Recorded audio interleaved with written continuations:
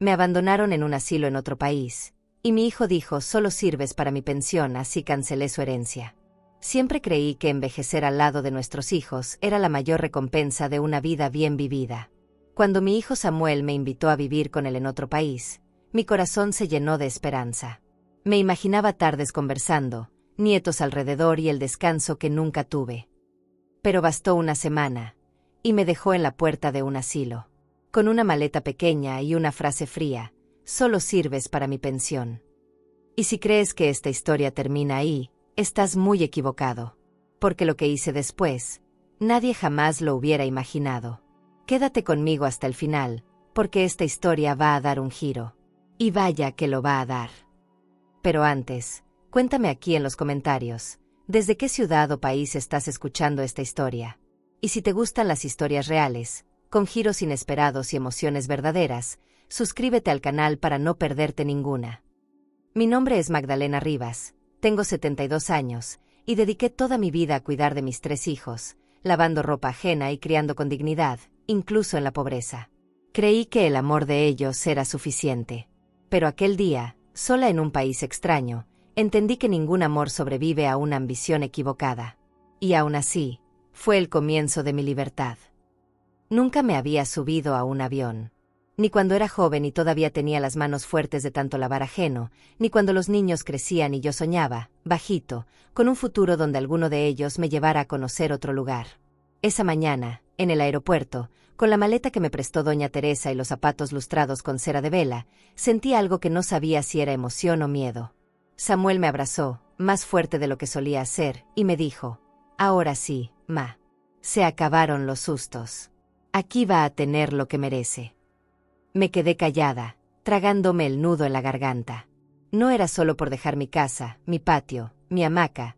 Era porque, por primera vez en muchos años, alguien me estaba haciendo una promesa. El vuelo fue un temblor constante por dentro. Cerré los ojos al despegar, aferrada al brazo del asiento como quien se agarra a la última esperanza. Pensé en mis otras 2 hijas, en los años que pasé sola después que su padre se fue, en todas esas veces que me enfermé y nadie se dio cuenta. Pero también pensé en lo bonito que sería vivir cerca de Samuel, comer en familia, cuidar a sus hijos si me lo permitían. Cuando llegamos, el aire era distinto. Olía a nuevo, a limpio, a otro idioma. Él me tomó del brazo y me dijo que ahí la vida era más segura, que las personas vivían muchos años. Yo lo miraba y me sentía chiquita en ese mundo tan grande. Chiquita, pero cuidada. Eso creí. Carolina, su esposa, me recibió en la puerta con una sonrisa que se parecía mucho a esas que una se pone en las fotos, no en la vida real. Me ofreció agua y me dijo que me acomodara como en mi casa. Pero su tono tenía algo, como si todo ya estuviera ensayado. La casa era linda, moderna, como de telenovela. Cocina blanca, sofá enorme, cuadros sin fotos. Me llevaron a un cuarto pequeño pero bonito, con ventana e incluso una televisión. Aquí va a estar cómoda, dijo ella, mientras Samuel se asomaba con 2 cobijas dobladas. Quise preguntar por los niños, pero algo en su mirada me dijo que no era el momento. Así que solo agradecí en voz baja, y me senté en la cama a mirar todo sin tocar nada. Los primeros días fueron dulces. Carolina cocinaba bien, Samuel me llevaba a pasear por la plaza del centro, y hasta me compraron un abrigo nuevo porque aquí el clima es distinto, ma. Me sentía una extra, como si de pronto me hubieran escrito una vida nueva sin avisarme. Caminábamos por calles limpias, con árboles ordenados y gente que no saludaba. Aún así, me sentía feliz. Tomaba fotos, mandaba mensajes a mis hermanas allá en San Felipe. Les decía que por fin me habían hecho justicia, que mi hijo era un hombre bueno. Y lo creía. Con todas mis fuerzas, lo creía. Porque, después de tantos silencios, ese cariño me sabía a milagro. Un jueves por la tarde, Samuel llegó del trabajo más callado que de costumbre. Se encerró en el estudio y no salió ni para cenar. Carolina dijo que estaba cansado. Yo no pregunté nada. Al día siguiente, él entró a mi cuarto mientras yo me peinaba. Traía en la mano mi maletita. Esa misma con la que llegué. Mamá, mañana te tengo que llevar a una consulta importante. Es del seguro. Te van a hacer unos estudios de rutina, pero necesitamos que estés en ayunas. Me sonrió, pero no con los ojos. Asentí con la cabeza y no pregunté más. Aunque por dentro, algo se me desacomodó. ¿Por qué llevarme tan lejos para unos estudios que nadie mencionó antes? Esa noche no dormí. Me acosté temprano, pero no cerré los ojos. Me los pasé escuchando los pasos por la casa, los murmullos apagados desde el pasillo, el sonido del microondas a la medianoche. Y pensé, por primera vez, que tal vez no todo era tan perfecto. Me dije que era paranoia, que mi mente vieja ya veía fantasmas. Pero también me repetí que una madre sabe, que hay cosas que no se ven, pero se sienten. Y lo que yo sentía era un hueco en el pecho que no me dejaba respirar tranquila. Al amanecer, me vestí con la ropa más cómoda que tenía. Me puse el abrigo nuevo y esperé en la sala, sentada con las manos entrelazadas. Samuel bajó con prisa, sin café ni saludo. Carolina no salió del cuarto. Solo escuché su voz desde adentro. No tardes, por favor. Me sentí como cuando de niña me dejaban sola en la escuela y no pasaban por mí. Pero ya no era niña. Ahora era una señora mayor con la esperanza remendada. Subí al carro y traté de hacerle plática. Le pregunté si íbamos lejos, si después podíamos pasar al parque. Él solo dijo que tenía trabajo más tarde y que lo mejor era que descansara después del chequeo. Durante el camino, intenté recordar si había firmado algo, si había dicho que sí a algún papel raro. Pero no. Solo les di mi CURP y mi número del seguro. Nada más. No te preocupes, mamá, todo está bajo control, me dijo él, como si supiera lo que yo estaba pensando. Me quedé callada, mirando por la ventana ese país que no conocía, preguntándome en qué momento los hijos dejan de ver a su madre como madre, y empiezan a verla como carga. El carro se detuvo frente a un edificio alto, sin letreros, con rejas plateadas. Había gente mayor en sillas de ruedas, una enfermera fumando discretamente en la entrada, y un letrero chico que decía Centro de Cuidados Integrales. Me dieron ganas de preguntar qué era eso, pero algo en mi pecho ya sabía la respuesta. Samuel bajó, me ayudó como mala y me levó até a porta. Tocó el timbre. Cuando se abrió, me dio un beso en la frente y me dijo, con voz plana, aquí te van a cuidar mejor. Nosotros no alcanzamos con el ritmo de vida, mamá. Pero te prometo que vas a estar bien. No entendí. O no quise entender. Entré. Lo primero que sentí fue el olor. No era sucio, pero tampoco era hogar. Era olor a desinfectante y comida recalentada. Una señora con bata me pidió que entregara mis cosas, que pronto me asignarían cuarto. Le pregunté si Samuel regresaría por mí. Me miró sin responder. En ese momento, quise salir. Quise correr, gritar, decirle al guardia que me sacaran de ahí. Pero cuando giré hacia la puerta, Samuel ya no estaba. No sabría explicar con palabras lo que sentí al ver ese portón cerrarse detrás de mí. No era tristeza. Tampoco era miedo. Era una mezcla rara entre desubicación y vergüenza. Como cuando una llega a casa ajena sin haber sido invitada, y todos fingen que sí, pero sus ojos la contradicen. La enfermera me llevó a un cuartito con una cama sencilla, paredes color crema, sin un solo retrato. Me dijo que descansara, que luego vendría alguien a hacerme unas preguntas. Yo no sabía si eso era una clínica, un hotel de paso para viejos, o una especie de castigo decorado con sábanas limpias. Me senté al borde de la cama, apretando las manos sobre las piernas, como quien espera un regaño. Y por dentro, empezaba a dolerme el lugar donde antes estaba la confianza. Esa noche no hubo consulta, ni chequeo, ni nada. Solo un caldo tibio en una bandeja, una pastilla que no supe para qué era, y una enfermera que insistía en que todo estaba bajo protocolo. Le pregunté si podía llamar a mi hijo, y me dijo que no tenían teléfono habilitado para los residentes. ¿Residentes? ¿Desde cuándo yo era residente de ese lugar? Me metí bajo la colcha sin cambiarme. Y así me quedé, con el abrigo puesto y el corazón hecho un nudo, escuchando los sonidos del pasillo, pasos lentos, puertas que se abrían y cerraban, alguna tos lejana. Esa noche entendí que mi cuerpo había llegado a otro país, pero mi alma se había quedado esperándolo a él.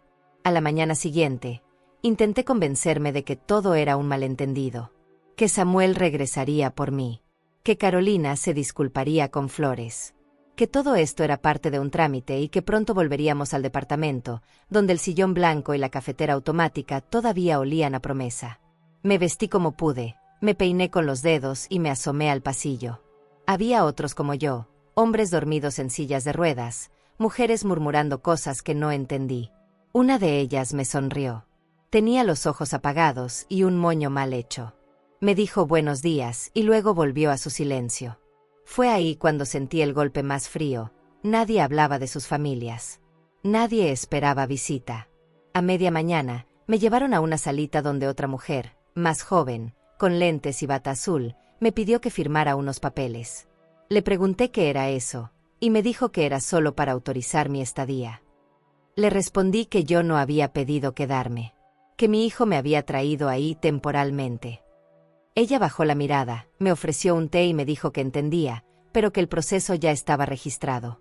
Que cualquier cambio debía hacerlo mi familiar responsable. ¿Responsable de qué? ¿De mí? Me sentí chiquita, como una niña castigada por cosas que ni entendía. No firmé nada. Dije que no. Ella me miró como si eso no importara. A la hora de la comida, me asignaron una mesa. Éramos 4. Nadie habló. Solo se escuchaban los cubiertos raspando los platos. El arroz estaba pasado, el pollo sin sabor. Pero comí. No por hambre, sino por necesidad de no perder el control. Cuando uno deja de comer, deja de pelear. Y yo, aunque no supiera cómo, todavía quería pelear. Miraba la puerta cada vez que se abría, como si en cualquier momento entrara Samuel con una disculpa. Pero no entró. No ese día. Ni el siguiente. Ni el que vino después. Me acordé de San Felipe. De mi cocina de barro, del mantel bordado por mí, del perro callejero que me seguía a todas partes. Ahí nunca me sobró nada, pero tampoco me faltó dignidad. Aquí, en cambio, todo parecía prestado. Incluso el aire. Una tarde, me armé de valor y le pedí a una trabajadora que me dejara salir a tomar el sol. Me dijo que solo con supervisión. Le pregunté si podía venir alguien de mi familia. Me miró con lástima. Esa lástima que se siente como bofetada. Aquí todos están bien atendidos, me dijo. Como si eso bastara para no extrañar, para no sentir el hueco. Una noche, decidí salirme del cuarto. No aguantaba más el encierro. Caminé despacio por el pasillo hasta llegar a la reja del patio trasero. Estaba cerrada. Pero algo me impulsó a girar la manija del portón principal, por donde me habían hecho entrar. La manija giró, pero la puerta no se abrió. Estaba cerrada con llave. Tragué saliva. Volví a girarla. Nada. Golpeé suavemente. Nadie vino. Me recargué ahí, en esa puerta que ya no era puerta, sino muro. Y lloré. No de tristeza. De rabia. De impotencia. De no entender cómo alguien que uno parió puede llevarla tan lejos, solo para soltarla como cosa olvidada. Volví a mi cuarto sintiéndome otra. Menos inocente. Más consciente. Y aunque mi cuerpo dolía, algo dentro de mí se enderezó. No sé si era orgullo, o dignidad, o simplemente coraje. Pero ya no era la misma que había llegado. No iba a mendigar cariño. No iba a quedarme esperando sentada como una planta más del pasillo. Algo tenía que hacer. Aún no sabía qué. Pero lo haría. Porque si algo me enseñó la vida es que hasta las raíces más maltratadas vuelven a brotar cuando las riegan con verdad. Lo más difícil no fue el encierro. Tampoco la comida insípida, ni las luces frías que nunca se apagaban del todo. Lo más difícil fue el silencio. Ese que se mete por las paredes, que no se rompe con música ni con oraciones. Un silencio que no nace de la paz, sino del olvido. En ese lugar, las horas no tenían nombre. El lunes sabía igual que el jueves, y las mañanas no traían novedades, solo rutinas. Me levantaba temprano, no porque quisiera, sino porque una campanita sonaba a las 7 en punto, como si fuéramos gallinas en granja. Me vestía con lo poco que tenía y me peinaba frente a un espejo donde mi reflejo ya no me reconocía. El desayuno llegaba en una charola metálica, con café tibio y pan demasiado blando. Las cuidadoras decían buenos días sin mirar a nadie a los ojos. Todo era automático. Ellas venían, servían, limpiaban, se iban. Y nosotros, pues nosotros simplemente estábamos ahí. No había mucho que hacer. Algunos se quedaban dormidos frente al televisor, otros caminaban en círculos por el patio, arrastrando los pies. Yo me sentaba cerca de la ventana, intentando agarrar un poquito de luz. Pensaba en San Felipe, en el aroma de la albahaca que crecía junto al lavadero, en los gritos de los niños jugando en la calle. Aquí, en cambio, todo era susurro. Como si hasta la vida tuviera que hablar bajito. Empecé a notar cosas. Detalles. Las señoras que no recibían visitas. Las que tenían moretones en los brazos, pero nadie explicaba por qué. Los señores que repetían las mismas frases, como si sus recuerdos se hubieran quedado atascados en un solo año. Un día me acerqué a una mujer que lloraba frente al mural de avisos. Le pregunté qué le pasaba, y solo me dijo: «Me olvidaron, hija». Me olvidaron como si nunca les hubiera dado la vida. Me abrazó sin pedirme permiso, y yo la abracé también. Porque entendí su dolor. Porque lo tenía tatuado en la misma parte del pecho. La primera vez que pregunté por mi celular, me dijeron que lo tenían guardado por seguridad. No entendí bien de quién me estaban protegiendo. Me ofrecieron a cambio un cuaderno para que escribiera cosas que me hicieran sentir bien. Escribí una sola línea: «No estoy bien». No volví a tocar ese cuaderno. Prefería hablar conmigo misma en voz baja, cuando nadie miraba. A veces decía mi nombre en voz alta, solo para asegurarme de que no se me había olvidado quién era. Magdalena Rivas. 72 años. Madre. Viuda. Y sí, todavía viva, aunque no lo pareciera. Pasaron los días. No sé cuántos. Perdí la cuenta. Me dolía el cuerpo de estar tanto tiempo sentada. Me dolía el alma de esperar una llamada que no llegaba. Una tarde, vi a una de las cuidadoras hablando por teléfono en la entrada. Me acerqué despacito, fingiendo que solo quería tomar aire. Ella volteó de reojo, pero no se movió. Entonces la escuché decir: «Sí, ya está establecida. La pensión cae el viernes. Solo que no se nos muera antes de fin de mes, ¿verdad?». Me congelé. Era una frase dicha como si hablara del clima, no de una vida. No sabía si se refería a mí o a otra. Pero no importa. Porque en ese instante entendí lo que realmente era este lugar. Me regresé a mi cuarto temblando. No de frío, sino de coraje. Y de vergüenza también. Vergüenza por haberme dejado llevar, por haber creído que un poco de cariño podía tapar años de ausencia. Me senté en la cama, respiré hondo y por primera vez en mucho tiempo, no lloré. No. Esta vez no. Porque no iba a regalarle ni una lágrima más a quien me había cambiado por un depósito mensual. A quien me trajo hasta aquí no por amor, sino por conveniencia. Y aunque no tenía pruebas, algo me decía que mi pensión tenía más valor que mis abrazos. Esa noche soñé con mi esposo. No con el de los últimos años, enfermo y en silencio. No. Soñé con el hombre fuerte que me llevaba en bicicleta a la feria del pueblo, que me preparaba limonadas con sal cuando hacía calor. Me decía: «No te apachurres, Magda. Eres de las que no se quiebran fácil». Me desperté sudando. Y decidí que, a partir de ese día, no me iban a ver como una más del pasillo. Que si bien no podía salir por esa puerta cerrada, sí podía abrir otras.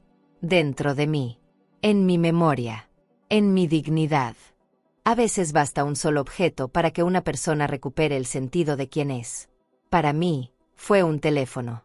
No el mío, claro, ese quién sabe en qué cajón lo habrán metido.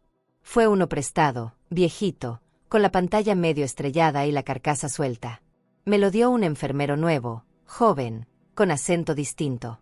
Me dijo bajito, como si compartiéramos un secreto: «Tienes 5 minutos, señora. Llame a quien quiera, pero rápido». Y en ese momento, volví a sentirme humana. No una residente, no una ficha más en la planilla del asilo. Una persona. Con nombre, con voz, con derecho a preguntar qué carajos estaba pasando con mi vida. Llamé a Samuel. Fue automático. El número aún lo sabía de memoria. Sonó 3 veces. En la cuarta, contestó. Su voz era seca, impaciente, como si lo hubiera interrumpido en algo importante. «¿Qué pasó, ma? ¿Todo bien allá?». Me dieron ganas de gritarle, de decirle que no, que nada estaba bien, que me había dejado en una cárcel con ventanas. Pero no pude. Me salió la voz temblorosa. Le pregunté cuándo venía. Me dijo que estaba complicado, que tenía mucho trabajo, que en cuanto pudiera, Ya sabes, la misma cantaleta de siempre. Dije que lo entendía, porque las madres siempre entienden. Aunque por dentro, se estén cayendo a pedazos. Pero justo cuando iba a colgar, escuché algo que me cambió la sangre. Del otro lado del teléfono, se escuchó la voz de Carolina. No sabía que el micrófono seguía abierto. Ya se hizo el depósito de su pensión, dijo. Como quien pregunta si ya pasó el camión de la basura. Me quedé congelada. No escuché lo que Samuel respondió. No quise escuchar. Cerré los ojos y respiré hondo. Me ardieron los oídos, el pecho, los recuerdos. Porque en esa frase tan simple, tan casual, se me cayó encima toda la verdad. Yo no era madre, no era suegra, no era abuela. Era un cheque mensual con nombre. Cuando terminé la llamada, el enfermero me miró con lástima. No le dije nada. Solo devolví el celular y me regresé a mi cuarto con pasos lentos. Cerré la puerta, me senté en la cama y miré las manos que un día cuidaron fiebre, plancharon camisas, lavaron heridas de rodillas raspadas. Pensé, ¿esto es lo que valgo ahora? ¿Un número en una cuenta bancaria? Y no lo digo con drama. Lo digo con rabia, con esa mezcla cruel de decepción y asco que uno siente cuando se da cuenta de que el amor no pesa nada frente al dinero. Esa noche no dormí. No por tristeza. Por estrategia. Empecé a repasar todo lo que había firmado. Las cuentas, los documentos, la pensión. Yo sabía que aún había cosas a mi nombre. No me iban a sacar así como así. No sin que yo hablara primero. Empecé a recordar el nombre del abogado que me ayudó con el testamento. Don Jorge Altamirano, en San Felipe. Un hombre serio, de manos limpias y voz pausada. Tenía su número anotado en una libreta vieja. Si lograba encontrar un teléfono de nuevo, iba a llamarlo. Porque si me usaron como trámite, yo iba a responder con ley. Y aquí quiero preguntarte algo, con toda el alma abierta. ¿Tú crees que un hijo tiene derecho a decidir por su madre, solo porque ella ya está mayor? ¿Dónde acaba el cuidado? ¿Y dónde empieza el abuso? Yo creí que lo hacían por mi bienestar. Pero ahora veo que la línea entre proteger y controlar es muy delgada. Y muchos la cruzan sin darse cuenta. O peor, la cruzan sabiendo perfectamente lo que hacen. A la mañana siguiente, volví a buscar al enfermero. No estaba. Me dijeron que era suplente, que no regresaría esa semana. Me tragué la decepción como quien se traga una pastilla sin agua. Pero no me rendí. Empecé a hablar con las otras internas. Algunas no respondían. Otras me miraban como si yo hablara en otro idioma. Hasta que una, Carmen, me dijo al oído, aquí venimos muchas, pero pocas salen. Y se echó a reír. No una risa alegre. Una risa hueca. De esas que ya no esperan nada. Salí al patio a tomar aire. Me senté en una banca bajo un árbol seco. Cerré los ojos y pensé en lo irónico que es todo. Una cría te pide la vida cuando nace. Tú se la das, sin pedir nada. Pero cuando una pide tantito de vuelta, lo que recibe es una firma escondida y una despedida disfrazada de promesa. Pero no, aún no iban a borrarme así de fácil. Yo aún tenía voz. Y ahora, también tenía razones. Y cuando una madre tiene razones, puede mover cielo y tierra. Hay cosas que uno no olvida aunque pasen los años, aunque se te olvide qué día es hoy o en qué mes estamos. Yo, por ejemplo, nunca olvidé el nombre de mi banco ni mi contraseña. La anoté una vez en un papelito que guardé en la funda del brasier, una costumbre de señora precavida, y ahí se quedó, seco pero legible, como si hubiera estado esperando este momento. Lo encontré una tarde, buscando consuelo entre mis pocas pertenencias. Era como hallar una llave vieja y rezar para que todavía abriera una puerta. Porque ya era hora de averiguar la verdad completa, no con conjeturas ni suposiciones, con hechos. Le pedí a la psicóloga del asilo, una mujer bajita, seria pero correcta, que me dejara usar su computadora para escribirle a mi hermana. Le dije. Dudó un poco, pero aceptó, con esa mirada que mezcla lástima con permiso. Me acompañó hasta una oficina donde olía a café viejo. Me senté con las manos temblando. Entré a la página del banco. Tecleé los datos. Esperé. Y ahí estaba. Mi cuenta. Mi dinero. Movimientos mes a mes. No pude evitar sentir una punzada de alivio. Aún había algo mío, algo que no me habían quitado. Pero ese alivio duró poco. Bastó mirar los detalles para que el alma se me fuera al estómago. Había retiros mensuales automáticos, cantidades grandes, transferencias hacia otra cuenta registrada como familiar autorizado. Abrí los detalles. Nombre: Carolina Moreno de Rivas. Mi nuera. Ella. Sentí un escalofrío que me recorrió el cuerpo entero. No porque me sorprendiera, sino porque ya no podía seguir fingiendo que esto era un malentendido. No. Esto era planeado. Calculado. Frío. Vi la fecha de activación de esa autorización. Era de hacía 3 meses. Antes de que me trajeran a este país. Antes de que me invitaran a vivir mejor. O sea, ya sabían. Ya lo tenían todo arreglado. Y yo, como una tonta, haciendo las maletas feliz. Seguí explorando. Vi compras en tiendas caras, suscripciones de cosas que yo ni entiendo, una vez hasta un vuelo a Cancún. ¿Cuándo fue eso? Mientras yo comía arroz recalentado, me reí. Una risa amarga, rota. Pensé en como una entrega todo por los hijos. No por obligación, sino por amor. Y cómo ese amor, cuando cae en manos egoístas, se convierte en una herramienta. Una moneda. Un descuento. Me acordé de cuando Samuel era niño y lloraba porque los otros llevaban mochilas nuevas. Le cosí una con retazos, toda la noche, a mano. Y ahora él me había vendido sin siquiera consultarme. No lloré. No grité. No hice un escándalo. Guardé silencio. Como lo he hecho tantas veces en la vida. Pero esa calma no era resignación. Era estrategia. Porque me juré, en ese instante, que todo lo que aún estaba a mi nombre, iba a seguir siéndolo. Que si de algo me servía aún mi firma, mis papeles, mis decisiones legales, las iba a usar. Ya no por rencor, no. Por justicia. Porque no iba a permitir que el mismo hijo que cargué con fiebre, que amamanté con hambre, que defendí de maestros injustos, ahora me enterrara viva por unos billetes. La psicóloga me preguntó si todo estaba bien. Le dije que sí, sin mirarla. Cerré la sesión del banco y me levanté despacio. Le agradecí el favor. Ella no insistió, pero algo en su rostro me hizo pensar que sospechaba. Tal vez había visto esto antes. Tal vez cada semana llegaban viejitas con los ojos llenos de traición, preguntando cosas que antes no se atrevían a cuestionar. Porque esta traición no es como las novelas. No llega con gritos ni cachetadas. Llega con burocracia, con firmas, con trámites. Y cuando una despierta, ya está encerrada entre paredes blancas y horarios fijos. Volví a mi cuarto con la certeza de que tenía que actuar.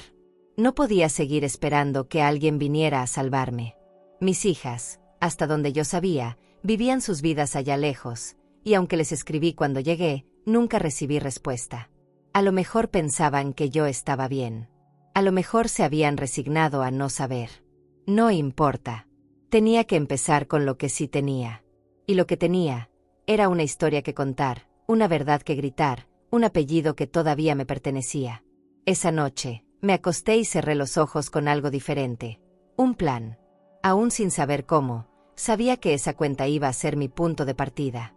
Porque si algo aprendí lavando ropa ajena, es que todo lo que se ensucia, tarde o temprano tiene que salir a la luz. Las cosas importantes una las guarda en lugares raros. No en cajas fuertes, ni en cajones con llave. Las cosas de verdad, las que tienen historia, peso y alma, las escondemos en dobleces de cuadernos, en bolsillos secretos de bolsas viejas, o en el fondo de una cartera que ya casi no usamos.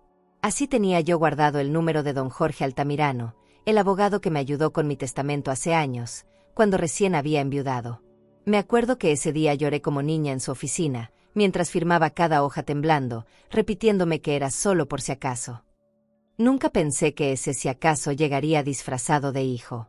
Busqué entre mis cosas hasta encontrar una libretita azul, de esas escolares, con algunas recetas de cocina que me dictó mi hermana Esther. Entre esas hojas, doblado como un boleto de autobús, ahí estaba el número. Lo leí 3 veces antes de creerlo. Don Jorge todavía vivía. Todavía ejercía. Me tomé el atrevimiento de escribirle una carta. A mano. Con letra apretada y clara. Le conté todo, que estaba en otro país, que me habían internado sin mi consentimiento, que temía que estuvieran usando mi pensión sin mi aprobación. Le rogué que me ayudara, que revisara si el testamento seguía igual, que me dijera si todavía había forma de cambiar las cosas. Le pedí a la psicóloga, una vez más, que me ayudara a enviar esa carta. Le dije que era algo legal. Ella no me preguntó detalles. Solo asintió y dijo que lo haría llegar. No sé si creyó que era una locura de anciana, o si en el fondo sintió el peso de mis palabras. Pero la envió. Yo me quedé con la esperanza entre las costillas. Era delgada, débil, pero viva. Esa noche no dormí bien. Soñé con papel sellado, con timbres postales, con letras que volvían del pasado como salvavidas. Pasaron unos días. Largos, pesados. Me distraía en los pasillos, ayudando a otros viejitos a recordar los nombres de sus hijos, aunque yo no recibiera noticias del mío. Me esforzaba en mantenerme ocupada, porque si me quedaba quieta, me caía en el hueco. Hasta que una tarde, después del almuerzo, una enfermera me llamó. Me dijo que tenía correspondencia. Y ahí, en sus manos, estaba el sobre. Amarillento. Con el logo del despacho de don Jorge y mi nombre completo escrito con bolígrafo. Me encerré en el cuarto antes de abrirlo. Lo hice con cuidado, como si dentro hubiera un hueso frágil de la verdad. Y ahí estaba, una copia de mi testamento original. Intacto. Tal como lo firmé hace más de 15 años. Mi casa de San Felipe estaba destinada a dividirse entre mis 3 hijos. Lo que quedara en ahorros sería para mis nietos. Ninguna mención de Carolina. Ninguna cláusula abierta para que me internaran fuera del país. Me temblaban las manos, pero por fin tenía algo sólido. Algo que me recordaba que yo seguía siendo la dueña de mi historia. Junto con el testamento venía una nota manuscrita de don Jorge. Breve, pero directa. Decía: Magdalena, estoy a su disposición. Usted tiene derechos. No está sola. Lloré. Lloré con las 2 manos cubriéndome la cara.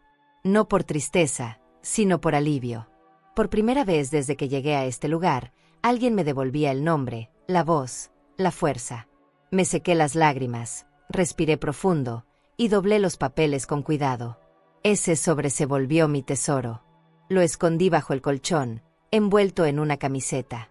Como si fuera una semilla. A partir de ese día, caminé diferente. No es que me hubiera curado el alma, pero ya no me sentía invisible. Me acercaba a los pasillos con la cabeza en alto. Y aunque nadie lo sabía, yo tenía un plan. Todavía no sabía cómo iba a lograrlo, pero ya había dado el primer paso. Porque la traición duele, sí. Pero la respuesta, esa que nace desde el fondo de una mujer herida, es más fuerte. Y yo ya no estaba dispuesta a quedarme sentada esperando. Hay sonidos que no están destinados para nuestros oídos, pero que igual llegan. Se cuelan entre paredes, entre puertas mal cerradas, entre descuidos que parecen inocentes, pero no lo son. Esa tarde, mientras caminaba por el pasillo que conecta con la cocina, escuché algo que me detuvo en seco. No fue un grito ni una alarma. Fue una frase dicha con demasiada naturalidad. La voz venía de un cuarto que estaba entreabierto. Era la enfermera de turno, la alta, la de ojos fríos. Tenía el celular en la oreja y hablaba en voz baja, pero con la puerta apenas cerrada. Me acerqué sin querer, sin planearlo. Y entonces lo escuché. Clarito. Que no se nos muera antes del día 30, ¿sí? El depósito es puntual. Esa frase. Esa maldita frase. Como si mi vida fuera un ticket de supermercado. Como si el único problema de que una anciana se muriera fuera que se atrasara el pago. Me quedé paralizada. Mi cuerpo no reaccionaba, pero por dentro, algo se quebró de nuevo. O tal vez fue otra parte de mí que terminó de despertar. No sé si hablaban de mí. No sé si hablaban de Carmen, o de Tomás, o de Rosa, la señora que ya no recuerda ni su nombre. Pero eso ya no importaba. Lo que importaba era el tono, la frialdad, la costumbre con la que decían algo tan sucio, tan bajo. Me alejé del cuarto lo más lento posible, fingiendo que solo pasaba por ahí. Sentía que me quemaba la espalda, como si la vergüenza ajena se me hubiera pegado a la piel. Entré al baño y me miré en el espejo. Tenía los ojos rojos, la boca seca. Y me hice una pregunta que nunca pensé tener que hacerme. ¿Es esto lo que valgo? ¿Una cifra mensual que entra a una cuenta que ni siquiera toco? Me sujeté al lavabo con fuerza. Me temblaban los brazos. Pero no lloré. Ya no. Porque a estas alturas, las lágrimas eran un lujo que no me pensaba permitir. Volví a mi cuarto y me senté con el sobre del testamento entre las manos. Lo abrí, lo leí otra vez. No por dudar, sino por reafirmarme. Ahí decía mi nombre, mi voluntad, mis decisiones. Y aunque estuviera encerrada en un lugar que no elegí, aún tenía ese poder. Aún podía decir esto no me lo quitas. Empecé a hacer una lista mental, lo que sabía, lo que sospechaba, lo que tenía en mi favor. Ya no era una víctima confundida. Ahora era una mujer traicionada. Y con pruebas. A la mañana siguiente, busqué a la directora del asilo. Era una mujer de unos 50 años, con cara dura pero manos suaves. Le pedí 5 minutos. Me escuchó sin interrumpirme. Le conté todo, la llamada, el testamento, el uso de mi pensión, la firma que nunca autoricé. Ella no reaccionó como esperaba. No se sorprendió. No me negó nada. Me miró directo a los ojos y me dijo, Magdalena, más de la mitad de los que están aquí fueron traídos así. No todos lo dicen. Pero usted sí. Y eso hace toda la diferencia. Esa respuesta me dejó muda. No porque fuera amarga, sino porque era real. Sentí una mezcla de alivio y furia. Porque no estaba sola, pero tampoco era especial. Éramos muchas. Muchas Magdalenas escondidas en edificios con nombres bonitos. Muchas historias de amor que se torcieron por interés. Muchas madres que ahora eran cifras. Me sentí parte de algo. No en el sentido bonito de la palabra, sino en el más triste. En el más injusto. La directora me preguntó si quería actuar legalmente. Le dije que sí. No para castigar, no por venganza. Por dignidad.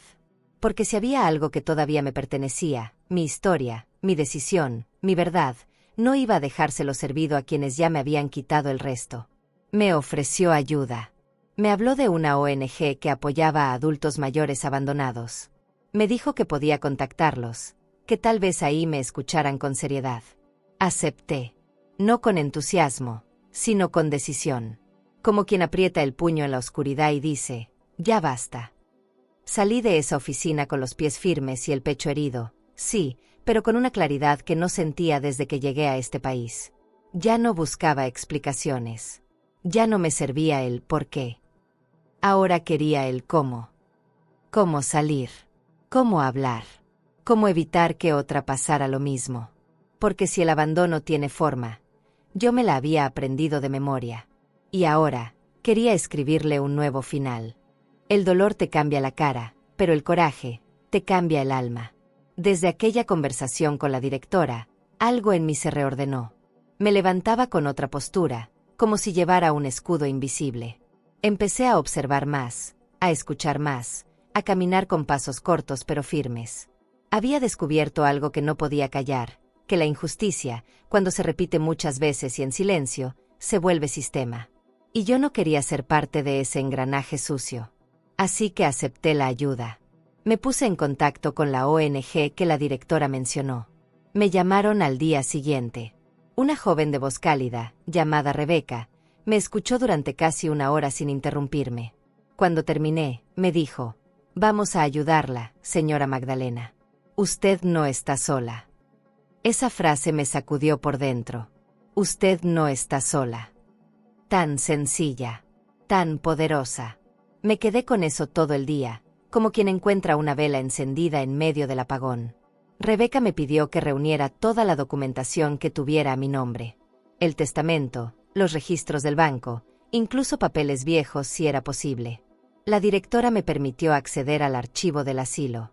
Con ella a mi lado, imprimimos movimientos bancarios, fotocopias de mi identificación, la carta que había escrito al abogado. Era como juntar pruebas para defender mi existencia. Para decir, alto y claro, estoy viva.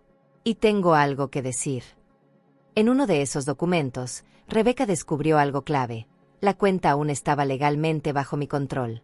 Carolina aparecía como cotitular temporal, pero sin acceso completo. Es decir, yo podía revertir todo. Solo necesitaba firmar los formularios correctos y hacer la gestión desde el país de origen. Pero eso significaba involucrar a don Jorge otra vez. Le escribí de nuevo. Esta vez no pedí permiso, pedí acción. Le conté sobre la ONG, sobre lo que había descubierto, y le pedí que preparara una modificación al testamento. No solo para corregir, sino para dar una lección. Porque ya no se trataba solo de mí. Se trataba de todas las que estaban sentadas en esa sala de estar del asilo, esperando visitas que nunca llegaban. De todas las que sonaban su timbre para ir al baño, pero también para que alguien las mirara, aunque fuera un segundo. De todas las que fueron madres con las manos rajadas, y ahora vivían del eco. Porque si ya no podíamos cambiar lo que nos hicieron, tal vez podíamos evitar que lo repitieran con otras. Una semana después, recibí un sobreoficial del despacho de don Jorge. Dentro venía el nuevo borrador del testamento. Y ahí, en letras formales y selladas, se leía lo siguiente.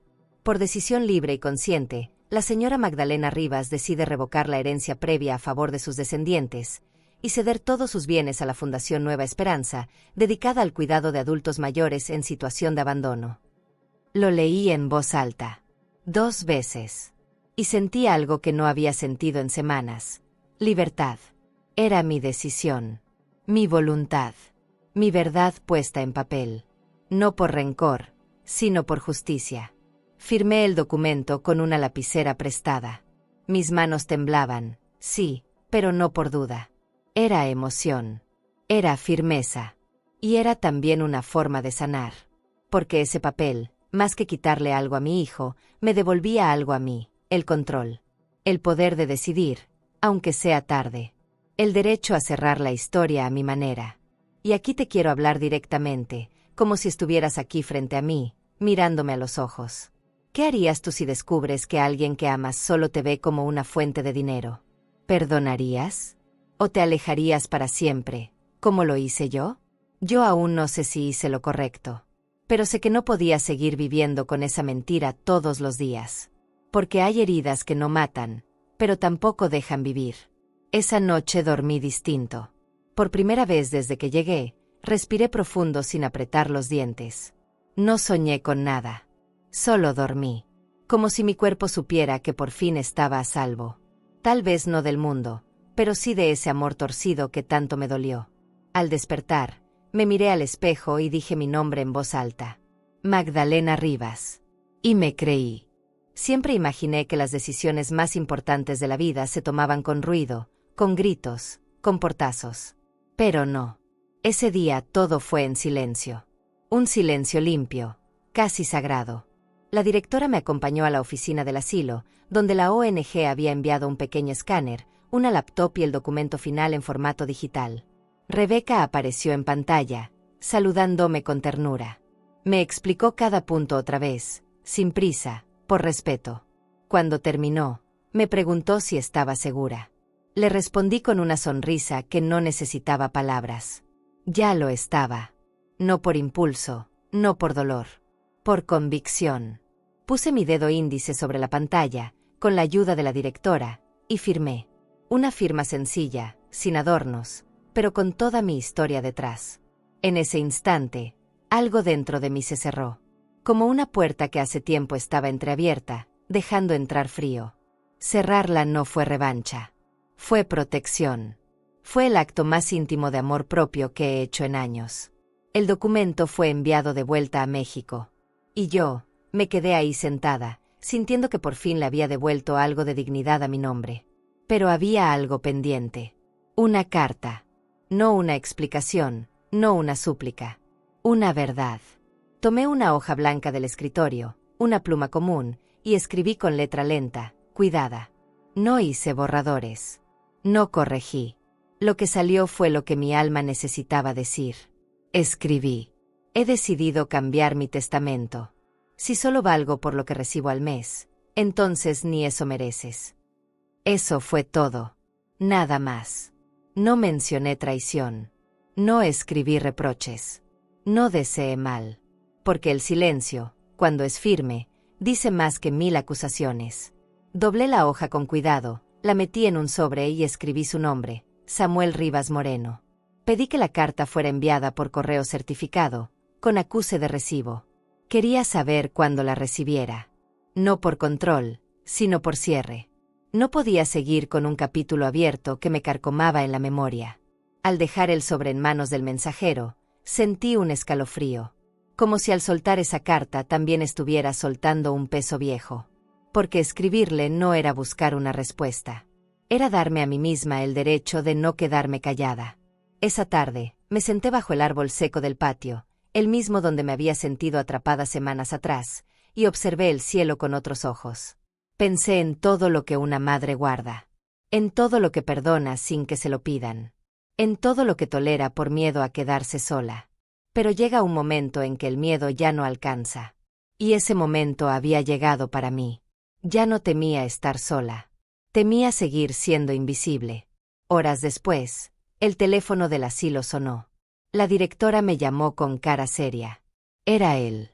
Samuel. Atendí. No dije hola. No pregunté cómo estaba.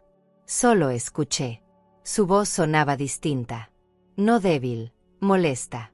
¿Cómo pudiste hacer eso, mamá?, gritó. Me quedé en silencio unos segundos. Después respondí, con una voz que ni yo sabía que tenía. Con la misma frialdad con la que me dejaste, solo que yo lo hice con dignidad. Él quiso seguir hablando, pero ya no importaba. Colgué. No por rencor. Por respeto a mí misma. Guardé el teléfono en su base, me alicé la falda, y salí al pasillo. Caminé sin apuro, saludando a quienes encontraba, como si nada hubiera pasado. Porque por dentro, ya todo había pasado. Me dolía, sí, pero también me liberaba. Esa es la paradoja del alma. A veces, sanar también duele. No fue la primera vez que Samuel me levantó la voz. Cuando era adolescente, solía hacerlo cada vez que las cosas no salían como él quería. Pero yo siempre lo justificaba. Que si era el estrés, que si estaba pasando por algo, que si no sabía cómo controlar sus emociones. Así es como muchas madres criamos a los varones, callándonos, aguantando, explicando lo que no tiene explicación. Pero ese día, cuando me gritó por teléfono después de recibir mi carta, algo dentro de mí ya no reaccionó como antes. No sentí culpa. No sentí necesidad de calmarlo. Solo sentí lástima. Por él. Por lo que se volvió. Por lo que eligió ser. Durante los minutos que habló, más bien, que vociferó, escuché cómo usaba palabras grandes: deslealtad, traición, crueldad. Me acusaba como si yo hubiera cometido un crimen. Como si quitarle una herencia que aún ni existía fuera peor que abandonar a tu madre en un país ajeno, encerrarla en un centro, usar su pensión sin permiso. Me decía que lo había avergonzado, que Carolina estaba indignada, que mis nietos ya no preguntarían por mí. Y yo, con el teléfono en la oreja, miraba por la ventana, viendo cómo las hojas caían del árbol seco que tanto me gustaba. Porque afuera todo seguía su curso. Y adentro, por fin, también. No recuerdo todo lo que dije. No porque fuera irrelevante, sino porque fue simple. Palabras que ya había repetido en mi cabeza muchas veces, pero que nunca me había atrevido a pronunciar. Le dije que me dolía, sí, que jamás hubiera imaginado terminar así. Pero también le dije que ya no me debía nada. Que no le guardaba odio, pero tampoco espacio. Que el amor sin respeto era un disfraz. Y yo ya no estaba dispuesta a vestirme con mentiras. Colgué cuando sentí que no había más que decir. Sin drama. Sin lágrimas. Dejé el auricular en su base como quien cierra una ventana en medio de una tormenta. Me senté en la cama, me quité los zapatos, y respiré hondo. Profundo. Como no lo hacía desde antes del viaje. Y entendí que la libertad no siempre llega con aplausos. A veces llega así, en una tarde común, en una conversación rota, en un adiós que no se dijo, pero se hizo. Esa noche dormí sin despertarme ni una sola vez. No soñé con él. No soñé con mis otras hijas. No soñé con el pasado. Soñé que caminaba por una calle empedrada, sola, pero con los pies firmes. Que el sol no era tan fuerte, que el aire olía a tierra mojada. Y al fondo había una banca donde me sentaba a leer. Me desperté con una paz rara, desconocida. Como si mi cuerpo se hubiera sacudido años de angustia en una sola noche. Desde ese día, dejé de mirar el reloj con esperanza. Ya no contaba los días sin llamadas. Ya no me preguntaba si vendrían a verme. Porque ya no esperaba. No es que no me importara. Claro que duele. Claro que a veces me dan ganas de tomar un avión, plantarme en su puerta y exigir una explicación. Pero luego recuerdo que no vine aquí por decisión propia. Y que quedarme ahora sí lo es. Y eso cambia todo. Empecé a notar cosas pequeñas, pero nuevas. Como el saludo sincero de Tomás, el viejito que nunca hablaba y de pronto empezó a esperarme en el comedor. O la sonrisa de una enfermera que antes ni me miraba. O el abrazo callado de Carmen, que un día me dijo: yo no tengo familia, pero si tuviera una madre, me gustaría que fuera como usted. Y me quebré por dentro, pero de otro modo. De ternura. De esa ternura que había estado enterrada bajo capas de decepción. Ya no soy la misma que llegó aquí con una maleta y el corazón ilusionado. Ahora camino con menos peso, pero con más historia. No necesito explicarle a nadie por qué hice lo que hice. Y si algún día mis hijos se atreven a preguntarlo, que lo hagan con el corazón limpio. Mientras tanto, sigo aquí, viva, presente, y por primera vez en mucho tiempo, en paz. No sé en qué momento dejé de ser la señora nueva para convertirme en Doña Magda. Así me empezaron a decir los otros residentes, las enfermeras, incluso la directora cuando pasaba lista. Doña Magda, le traigo su té.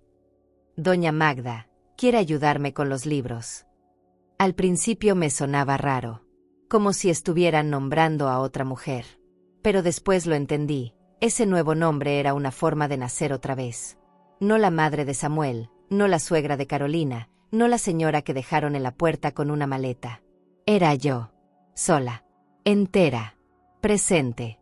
Me ofrecí para ayudar con pequeñas tareas. Al principio, solo ordenaba los libros del rincón de lectura.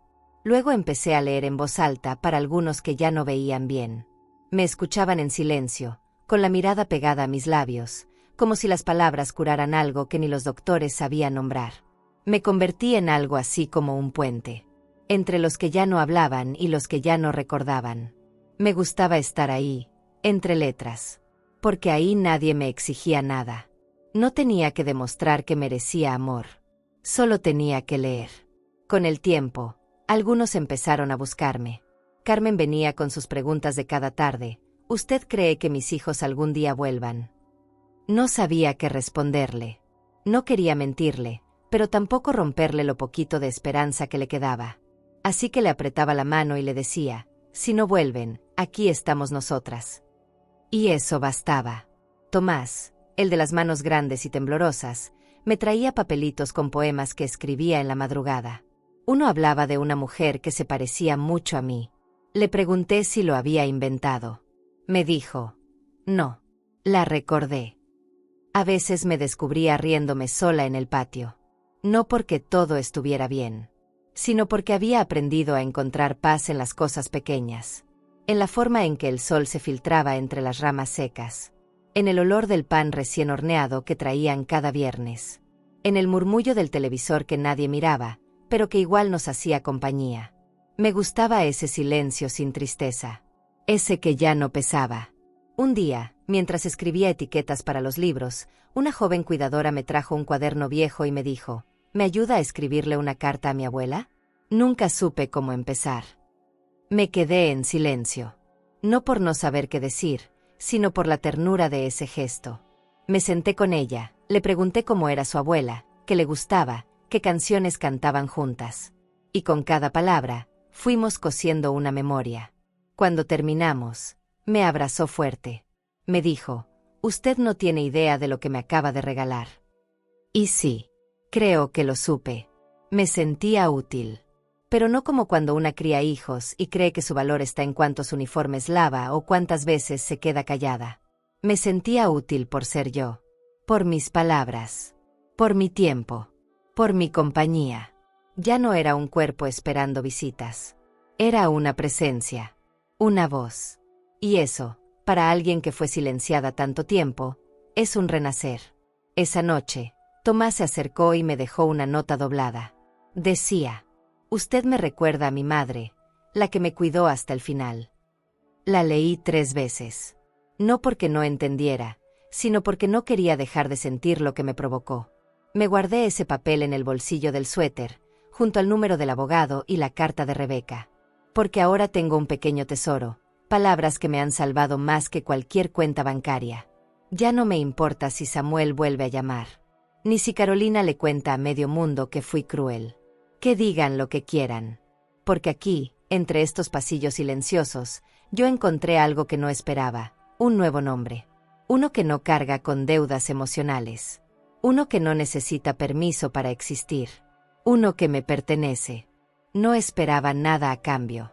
Ni aplausos, ni homenajes, ni disculpas. Pero un día, sin anunciarse, llegó un sobre con el sello de la Fundación Nueva Esperanza.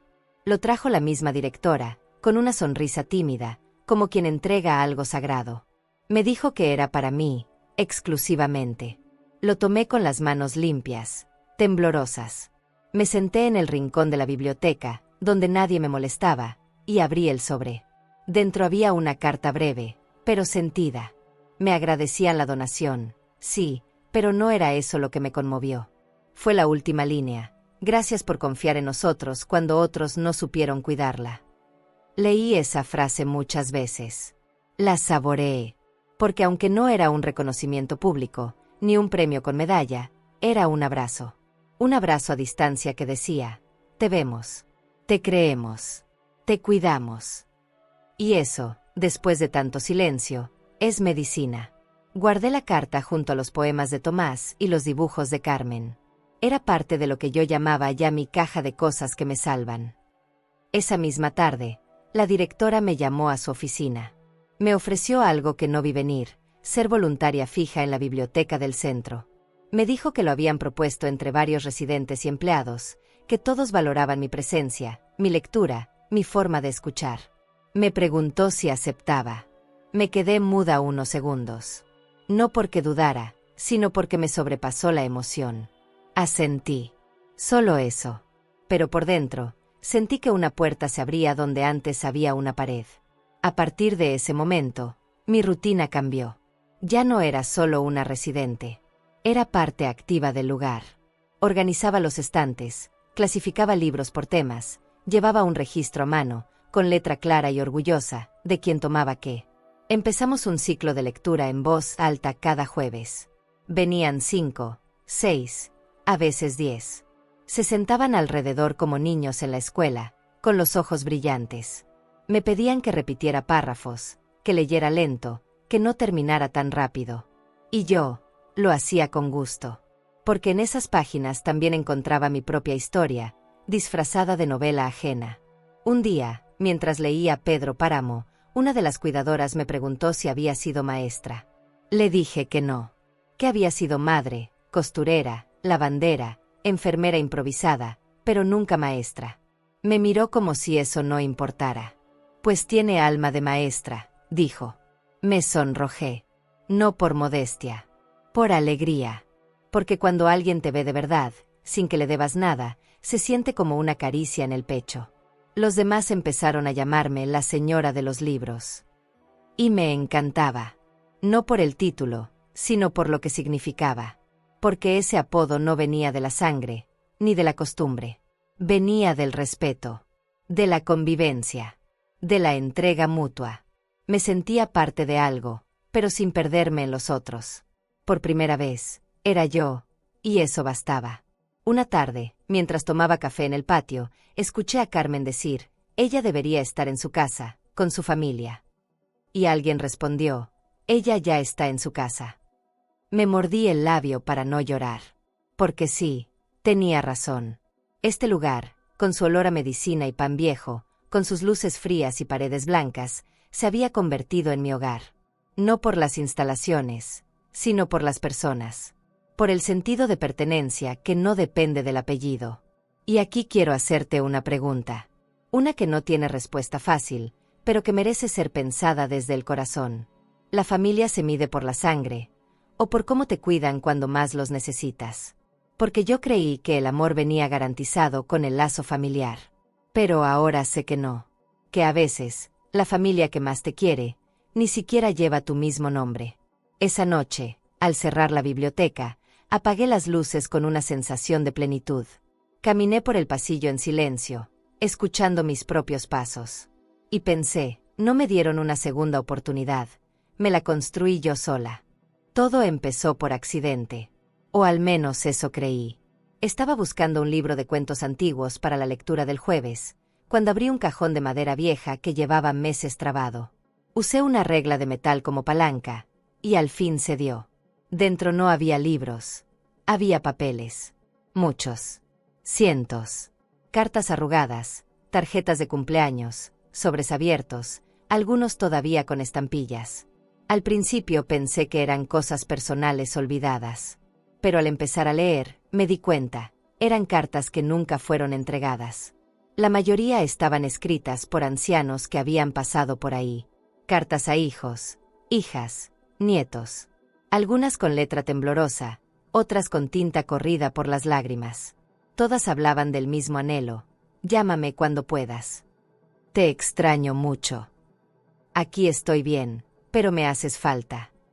Era como leer una sinfonía de soledad. Y mientras más leía, más se me apretaba el pecho. Porque cada una de esas palabras podría haber salido de mí. O de Carmen. O de cualquiera de los que aún vivíamos entre esas paredes blancas. Me pasé toda la tarde clasificándolas. Algunas eran de hace años. Otras, más recientes. Algunas estaban rotas en las esquinas, como si hubieran sido releídas hasta deshacerse. Llamé a la directora y le pregunté por qué estaban ahí. Me respondió sin rodeos: muchas familias piden que sus padres escriban, pero nunca dan dirección, nunca vienen por las cartas. Y con el tiempo, ellos dejan de escribir. Pero no nos atrevimos a tirarlas. Me quedé en silencio, porque no sabía si era más triste la intención o el abandono. Decidí que no se podían quedar en ese cajón, que no podíamos seguir escondiendo ese dolor como si fuera polvo. Así que propuse algo: hacer un mural. Un rincón de la biblioteca donde pegáramos esas cartas, no como reproche, sino como testimonio. Como una manera de decir: aquí hubo amor. Aquí hubo memoria. Aquí alguien esperó una respuesta. La directora dudó al principio. Dijo que podía afectar emocionalmente a los residentes.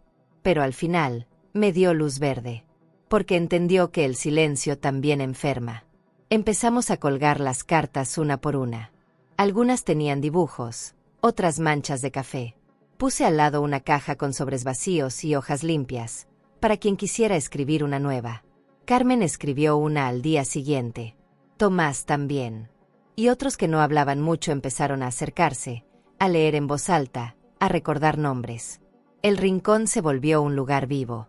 Triste, sí, pero lleno de algo que hacía tiempo no veíamos ahí. ¿Verdad?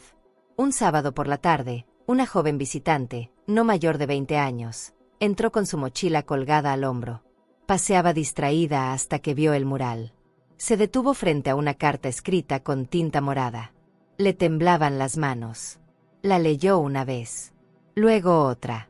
Luego se le salieron las lágrimas sin aviso. Me acerqué. Le pregunté si estaba bien. Me dijo: esta carta es de mi abuela. Murió aquí. Nunca supe que me había escrito. Yo no venía porque pensé que ella ya no quería saber de nosotros. Nos quedamos ahí, abrazadas, sin hablar, solo sintiendo todo lo que esa carta, y su ausencia, habían dejado flotando en el aire. Desde entonces, las cartas ya no se guardan. Se comparten. Se leen. Se responden, aunque sea en papel. Porque entendimos que no escribir también duele. Que callar por no saber si leerán también es abandono. Y que aunque nadie conteste, una carta escrita desde el alma siempre encuentra un lugar donde quedarse. Cada vez que paso frente a ese mural, me detengo unos segundos. No por nostalgia, sino por respeto. Porque sé que ahí están los pedacitos de muchas Magdalenas, muchos Tomáses, muchas Carmen. Vidas que no pidieron aplausos, solo presencia. Palabras que no exigieron respuestas, solo un poco de tiempo. Y a veces, me siento ahí con papel y pluma. Y escribo. No para Samuel. No para mis hijas. Para mí. Para recordarme que estuve aquí, que no me rendí, y que incluso en el abandono, supe amar con dignidad. Hay fechas que uno no espera que duelan. Cumpleaños, por ejemplo. Pensé que, después de cierta edad, ya no importaban. Que se volvía un día más, un calendario viejo colgado en la pared. Pero no. Cuando llegó ese 8 de abril, el cuerpo lo supo antes que la memoria. Me desperté más temprano, con una sensación hueca en el pecho. No por querer fiesta ni pastel. Solo por querer ser recordada. Porque una cosa es estar sola, y otra muy distinta es no existir para nadie. Me puse mi blusa bordada, la que tenía guardada para ocasiones especiales. No por vanidad. Por respeto a mí misma. Durante el desayuno, nadie mencionó nada. Nadie. Me senté en la mesa de siempre, con la bandeja de siempre, frente a las mismas paredes silenciosas. Carmen me preguntó si me sentía bien, y solo asentí. No quise forzar un momento, porque uno aprende a dejar de esperar. Pero aún así, mientras revolvía el café con la cucharita de metal, me preguntaba si Samuel alguna vez recordó la fecha. Si mis hijas allá en San Felipe todavía sabían el día en que nací. Tal vez lo tenían anotado. Tal vez lo ignoraban por completo. Tal vez simplemente no les importaba. Y eso era lo que más dolía. Volví a la biblioteca para ordenar los estantes. Ahí, entre libros viejos y enciclopedias olvidadas, me sentía protegida. Como si las palabras ajenas me hicieran compañía. Me distraje leyendo un poema sobre la vejez. Decía que en cada arruga hay una batalla ganada. Me gustó. Lo anoté en un papelito y lo guardé en el bolsillo. Me repetía a mí misma que el día podía pasar sin más. Que no necesitaba velas ni abrazos. Que la vida ya me había enseñado a celebrarme sola. Pero por dentro, una parte de mí seguía deseando una señal. Pequeña. Un gesto. A media mañana, la directora me pidió que la acompañara al patio. Dijo que necesitaban mover unos libros y que mi ayuda era importante. Yo asentí sin sospechar nada. Caminamos por el pasillo en silencio. Cuando cruzamos la puerta del patio, lo vi. Había una mesa con un mantel floreado, un pastel de fresa con crema, mi favorito, aunque nunca lo dije en voz alta, y unos cuantos residentes sentados, sonriendo. Carmen traía un gorrito de papel mal puesto, Tomás sostenía un dibujo hecho a mano, y una de las enfermeras tenía una guitarra. No era gran cosa, pero era todo. Me quedé parada unos segundos, sin saber qué hacer. La directora me tomó del brazo y me susurró: «Feliz cumpleaños, doña Magda». Lo tenía bien guardado. Sonreí. Sonreí con el alma, con los ojos, con la garganta apretada. Me senté en la silla del centro y me cantaron las mañanitas. No todos entonaban afinado, pero no importaba. Porque cada nota, cada mirada, cada palma golpeada contra otra era sincera. Y eso vale más que cualquier ramo comprado o felicitación automática por WhatsApp. Me dieron un trozo de pastel, un dibujo, y una carta escrita por Carmen. Decía: «Gracias por ser la madre que muchas aquí nunca tuvimos». Lloré, sin esconderme. Lloré por todo lo que me había guardado. Por todos los cumpleaños en los que hice comida para otros sin que nadie cocinara para mí. Por todas las veces que me regalaron silencio en lugar de amor. Ese día, el regalo más grande fue sentirme vista. No por lo que di, no por lo que hice. Por lo que soy. Por lo que aún queda de mí, a pesar de los vacíos. No recibí ninguna llamada. Ni mensaje. Ni una nota olvidada. Nada de Samuel. Nada de mis hijas. Revisé el celular del centro, por si acaso. Pero no. Ni una notificación. Me dolió, claro. Sería mentira decir que no. Pero no me destruyó. Porque el vacío que ellos dejaron, lo estaban llenando otros. A su manera. Con menos palabras, pero con más verdad. Y eso me sostuvo. Porque el cariño no siempre llega de donde lo sembraste. A veces brota en tierra que nunca esperaste. Después de comer, me senté con Tomás en el rincón de lectura. Le pedí que me leyera uno de sus poemas. Lo hizo con voz baja, temblorosa. Era sobre una flor que seguía floreciendo, incluso cuando nadie la regaba. Cuando terminó, me miró y dijo: «Es usted». Le apreté la mano. Me sentí más viva que en años. Porque no hay regalo más grande que ser reconocida sin tener que pedirlo. sin tener que mendigarlo, sin tener que fingir fortaleza para no incomodar a nadie. Por la tarde, volví a mi cuarto con la panza llena y el corazón un poco más ancho. Me acosté en la cama mirando el techo, pensando que, a veces, lo que una necesita no es que la familia te celebre, sino que alguien te abrace sin preguntar por qué estás triste. Ese día, me regalaron abrazos, miradas, palabras dulces. Y entendí que los cumpleaños, aunque duelan, también pueden salvarte si encuentras el lugar correcto para vivirlos. En el silencio de la noche, volví a encender la lamparita del buró y escribí en mi cuaderno algo que no quiero olvidar nunca. Hoy no me llamaron mis hijos, pero me cantaron extraños con el corazón. Y fue suficiente. Guardé esa página entre las otras, porque sé que vendrán otros días grises, otros silencios. Pero también sé que ya aprendí a encontrar luz incluso en los rincones más fríos. No celebré como antes. No hubo mariachi ni globos. No hubo abrazos de sangre ni fotografías familiares. Pero hubo verdad. Hubo ternura. Y hubo presencia. Y eso, a esta altura de mi vida, vale más que 1000 promesas rotas. Me dormí con la sonrisa pegada a la cara. Y al cerrar los ojos, me dije, «Feliz cumpleaños, Magdalena. Todavía estás aquí». Nunca pensé que reescribir un testamento pudiera sentirse tan parecido a escribir una carta de amor. Pero no un amor romántico, ni uno que duele. Un amor maduro, libre, que ya no exige nada. Después de lo que pasó, creí que con cambiar el testamento una vez era suficiente. Pero los días pasaron, las emociones se acomodaron, y entendí que aún había algo más que podía hacer. No se trataba ya de castigar. Se trataba de cuidar. Porque si el amor alguna vez fue mi motor, ¿por qué no podía ser también mi herencia? Empecé a observar a mis compañeros con otros ojos. A ver quién tenía familia y quién no. Quién recibía cartas, quién se quedaba esperando junto a la ventana, quién comía en silencio. Fue entonces cuando lo supe. Tenía que incluirlos. No a todos, claro, pero sí a aquellos que se habían vuelto parte de mi vida de verdad. Carmen, con su alma inquieta y su risa quebrada.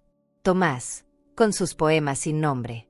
Y Eloísa, una mujer callada que me tejió una bufanda sin conocer mi historia. Ellos no compartían mi sangre, pero me habían sostenido. Escribí al despacho de don Jorge. Le pedí que preparara una nueva versión. Que sí, que mantuviera la donación a la fundación. Pero que además incluyera una cláusula especial. Quería que, si algo me pasaba, parte de mis ahorros fueran destinados a apoyar directamente a 3 personas del asilo. Con nombre y apellido. Con intención. Con gratitud. Jorge no preguntó. Solo respondió, «Claro que sí, Magdalena. Usted sabe lo que hace». Y lo sabía. Tal vez como nunca antes en mi vida. Cuando llegó el borrador, lo leí con calma. Cada línea era un acto de memoria. No porque debiera nada, sino porque elegía dar. Porque entendí que mi historia no se cerraba con una venganza. Se cerraba con un gesto. Y ese gesto era mi forma de decir, no todo en esta vida termina mal. A veces, sí se puede reparar algo. Firmé en la sala común, con Carmen a un lado, sin decirle nada. Solo la abracé después. Fuerte. Largo. Y ella entendió sin palabras. Esa noche, mientras tomábamos té de canela en el comedor, Eloísa me miró y dijo, «Usted ha cambiado desde que llegó». No supe qué responder. Solo sonreí. Porque sí, había cambiado. Ya no era la mujer rota que se bajó de un coche con una maleta y el corazón en la mano.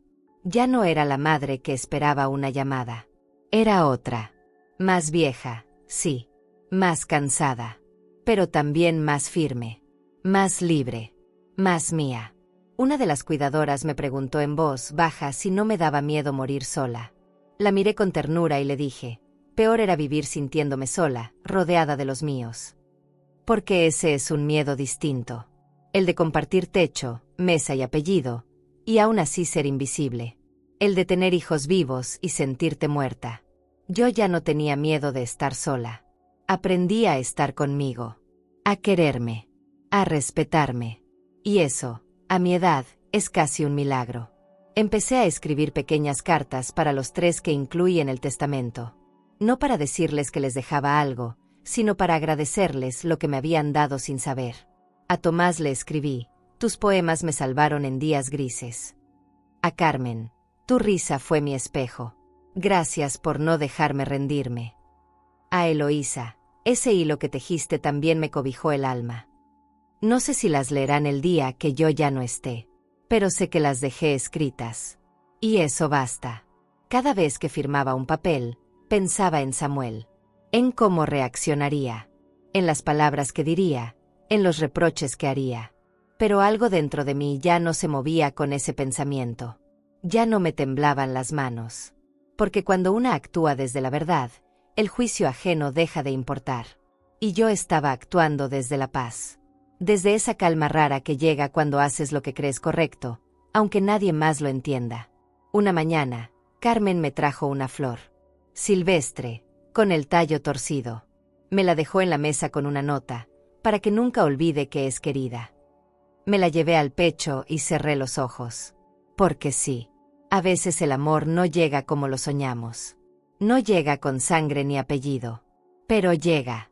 Y cuando lo hace, hay que abrirle espacio. Aunque sea tarde. Aunque ya no lo esperabas. Guardé los documentos en mi cajón, junto a la carta de la fundación y los dibujos de Tomás. No como un archivo, sino como un legado. Porque entendí que una puede morir sabiendo que dejó algo más que bienes. Puede morir sabiendo que dejó memoria. Y sobre todo, sentido. Ese día no hubo música ni celebración. Pero hubo sol en el patio, hubo té caliente, hubo silencio del bueno. Y yo, sentada en mi silla favorita, escribí en mi cuaderno: hoy no me despedí de nada. Hoy confirmé que, al final, me quedo con lo que elegí. Y eso, a mi edad, es el regalo más grande. No todas las cartas se escriben para ser leídas. Algunas nacen para que la herida tenga salida. Para que la rabia no se pudra por dentro. Para que uno entienda lo que siente antes de que la vida lo obligue a callar otra vez. Esa noche, después de varios días sin sobresaltos, sentí algo que no me dejaba dormir. No era tristeza. Era algo más denso, más antiguo. Como si el corazón quisiera decir algo antes de rendirse al silencio. Me levanté, encendí la lamparita y saqué una hoja en blanco. Me temblaban los dedos. No de miedo, sino de verdad.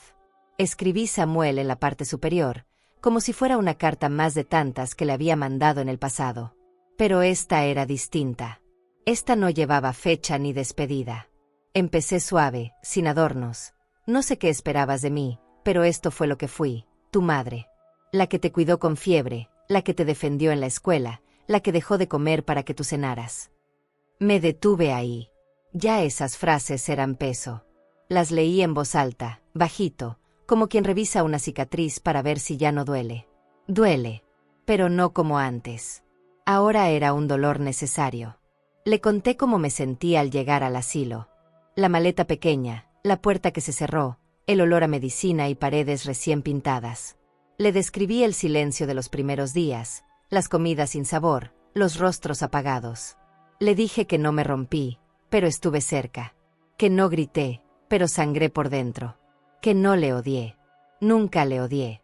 Pero sí le solté. Y que soltar a un hijo es una de las cosas más duras que puede hacer una madre que todavía ama. Le hablé también de las pequeñas cosas que me sostuvieron. De Tomás y sus poemas. De Carmen y su risa. De Eloísa y sus manos que tejían consuelo. Le conté que, sin quererlo, ellos me enseñaron lo que él olvidó, que el cariño se demuestra con presencia, no con excusas. Que el amor se sostiene, no se abandona.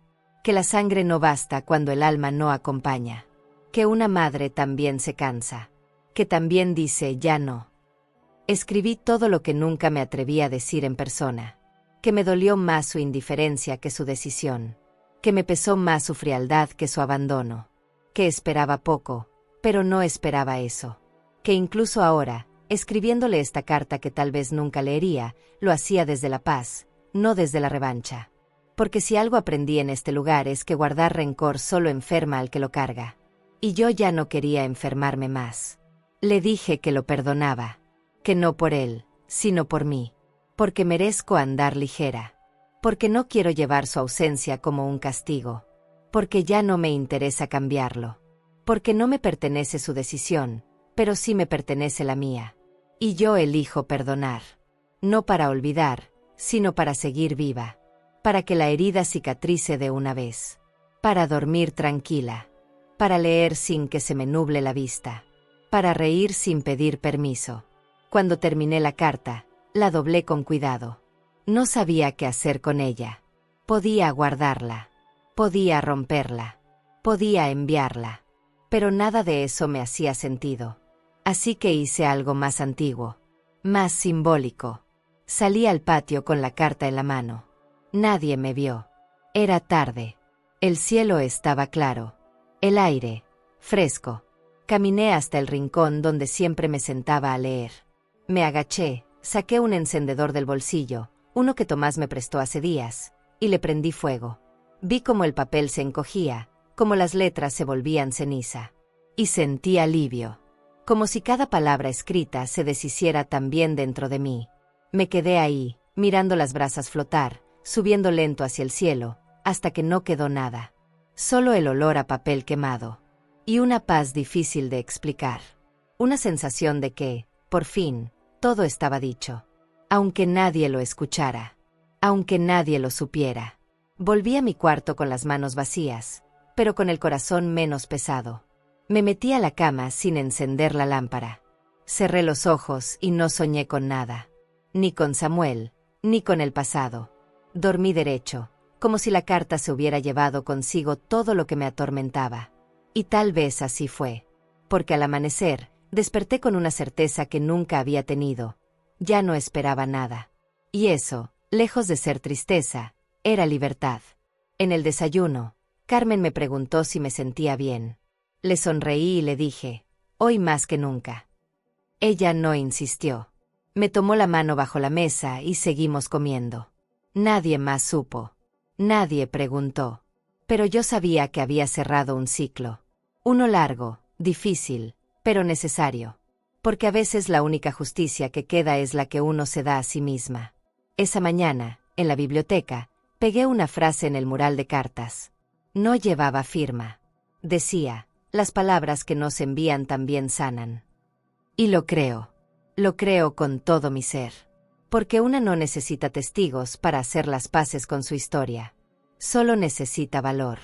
Y el mío, por fin, me alcanzó. Ahora cuando camino por los pasillos, me siento más ligera.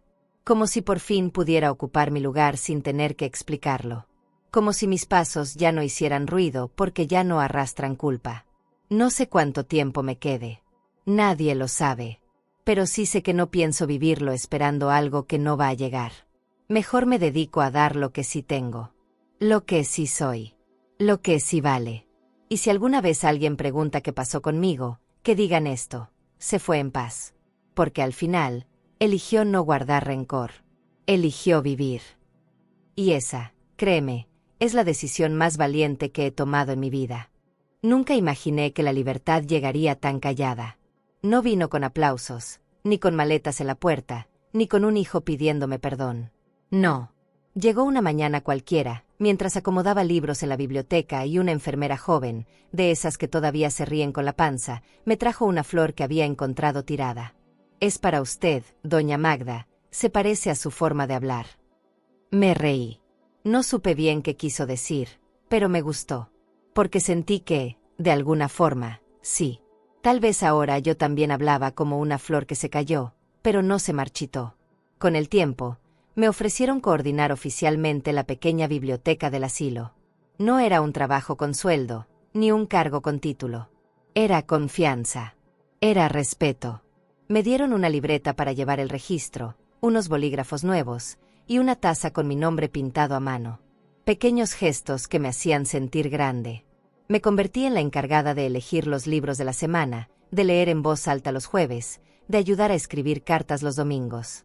Sin darme cuenta, encontré propósito. Y cuando una mujer mayor encuentra propósito, no hay tristeza que la tumbe. Un viernes por la tarde, estábamos leyendo 100 años de soledad. Carmen lloró con una frase. Tomás se quedó dormido con la cabeza recargada en el brazo del sofá. Y Eloísa, como siempre, tejía sin mirar el hilo. Cuando terminé el capítulo, me quedé en silencio unos segundos. Cerré el libro despacio y les dije, gracias por dejarme en su historia. Esta también es la mía. Nadie respondió. No hacía falta. Lo sentíamos todos. Era como si, por fin, ese lugar no fuera solo un asilo, sino un refugio. Afuera, el mundo seguía, con sus noticias, sus gritos, sus prisas. Pero ahí dentro, en ese rincón de libros y sillas usadas, había paz. Una paz que me construí despacio, con las manos arrugadas pero firmes. No vino sola. Me costó lágrimas, decisiones duras, cartas quemadas y silencios muy largos. Pero llegó. Y ahora, la cuidaba como se cuida una planta que empieza a florecer cuando ya nadie espera nada de ella. Con paciencia, con ternura, con gratitud. Una tarde, mientras tomaba café con canela junto al ventanal, una joven enfermera se me acercó. Me miró con curiosidad, como quien no sabe si hacer una pregunta o quedarse callada. Al final, se animó, y si pudiera volver atrás, cambiaría algo. Me quedé en silencio. No por no saber la respuesta, sino porque me pareció hermoso que alguien me lo preguntara desde el corazón. Pensé en Samuel, en las noches de espera, en el portón que se cerró sin aviso. Pensé en la carta quemada, en todo lo que dolió. La miré a los ojos, le sonreí sin pena y respondí, no, porque lo que me dolió fue lo que me despertó. Ella bajó la mirada, asintió y se fue. Me quedé mirando su silueta alejarse, sintiendo que esa frase no era solo una respuesta. Era mi verdad, mi epílogo, mi cierre. Porque sí, todo lo que me arrancaron, todo lo que me negaron, me empujó a recuperar lo único que no quería perder, a mí misma. Me volví experta en identificar las ausencias ajenas. Sabía cuando alguien llevaba días sin visitas, cuando una carta había sido ignorada, cuando una llamada era puro trámite. Y entonces iba, me sentaba cerca, leía en voz alta o simplemente me quedaba callada al lado. No para consolar, sino para acompañar. Porque aprendí que a veces lo único que necesitamos es que alguien se quede, sin explicaciones. De vez en cuando, sueño con San Felipe. Con el olor del mole, con los azahares en la ventana, con mis hermanas lavando ropa al atardecer. No siento tristeza. Siento agradecimiento. Porque de allá vengo. Y aunque no sé si volveré, me lo llevé en el corazón. Aquí, en esta tierra que no es mía pero me abrazó, encontré algo que ni siquiera sabía que buscaba, la posibilidad de empezar de nuevo, sin edad, sin permiso, sin condiciones. Hoy terminé de ordenar los libros. Hay un nuevo estante con novelas románticas. Carmen quiere que le lea una la próxima semana. Tomás escribió otro poema. Eloísa tejió fundas para las sillas. Y yo, desde mi mesa, observé todo sin decir palabra. Porque hay momentos que no necesitan narrador. Solo testigos. Y yo quiero ser eso. Testigo del milagro que es seguir viva, después de haber sido invisible. Antes de dormir, abrí mi cuaderno y escribí mi última entrada. No me quedé con nada, pero me quedé con todo lo que vale la pena. Lo cerré. Lo puse bajo mi almohada. Y apagué la luz con una sonrisa que, esta vez, no me costó. Mi propio hijo me dejó en un asilo, en otro país. Y cuando me dijo solo sirves para mi pensión, supe que ya era suficiente. Así que tomé una decisión definitiva, cancelé su herencia. Porque nadie que te desprecia, merece quedarse con lo que construiste. Y si esta historia te impactó, no puedes perderte lo que pasó cuando mi nuera me excluyó de la boda de mi hijo, sin imaginar que la casa donde vivían era mía. La recuperé, y la vendí en una semana. Yo dejé aquí en la pantalla final ese video, mi nuera me excluyó de la boda a mi hijo, así recuperé mi casa y la vendí en una semana. No te lo pierdas, porque cada desprecio también puede ser el inicio de tu justicia y libertad.